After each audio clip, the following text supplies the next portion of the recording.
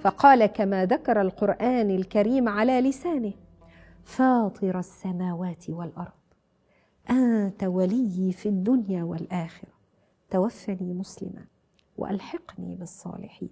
فتوجه سيدنا يوسف عليه السلام إلى ربه بتوحيده بأنه لا موجد للكون غيره، فقال: فاطر السماوات والأرض، أي خالق السماوات والأرض ومبدعهما، أنت سبحانك يعني خلقت السماوات والأرض على غير مثال سابق، لا خالق إلا أنت، لا موجد إلا أنت جل جلال الله.